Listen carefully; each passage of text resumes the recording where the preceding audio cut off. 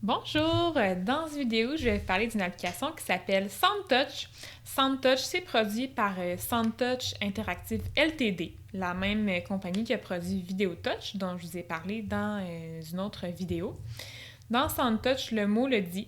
On va être en fait avec des images qui sont associées avec des sons, contrairement à VideoTouch où on avait des images qui étaient associées à des vidéos. Encore une fois, on cible l'apprentissage de mots de vocabulaire.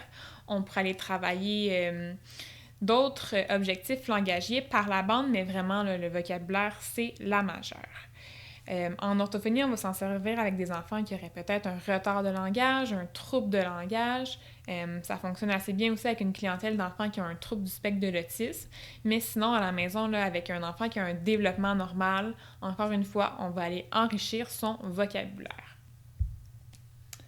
Alors, je vous montre ça ici. Donc, vous voyez là dans le bas de l'écran ici, il y a 4 catégories sémantiques différentes qui sont offertes dans SoundTouch. Donc, ici, vous voyez les animaux. On a aussi les phénomènes météo, les professions, les métiers, puis les émotions ou les actions qu'on peut faire. Alors, je vous montre un exemple concret. Donc, si on choisit les animaux, donc on clique, on va aller choisir une image. Donc, si on choisit par exemple le raton laveur, on a une image avec un son qui est associé.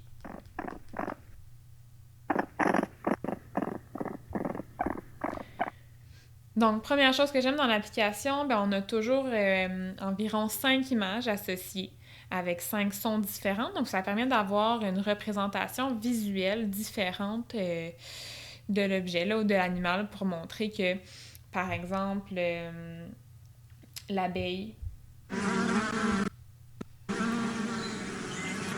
on peut la retrouver ici à la ferme, où l'abeille, elle peut être dans une ruche ou sur une fleur. Donc, on a une variété d'images. Deuxième chose, j'aime les catégories aussi de contenu qui ont été ciblées. Donc, vous voyez ici les phénomènes météo, chose qu'on retrouve moins là, dans d'autres applications. Même chose pour les professions. Donc, c'est quelque chose qu'on va souvent aller travailler avec les enfants, mais on ne les retrouve pas là, dans beaucoup d'applications. Troisième chose, j'aime le fait qu'on va pouvoir aller travailler ici des verbes d'action. Donc, si on choisit le jardinier, donc vous voyez ici, on a racler, tailler, arroser, pelleter, ou creuser. Puis on a ici, vous voyez, une variété de verbes d'action qu'on peut aller travailler avec l'enfant. Alors, c'est aussi simple que ça. C'est une application là, qui fonctionne vraiment bien avec les petits-enfants, autant en orthophonie qu'à la maison. Alors, allez voir ça, vous ne serez pas déçus, je vous le garantis. À bientôt!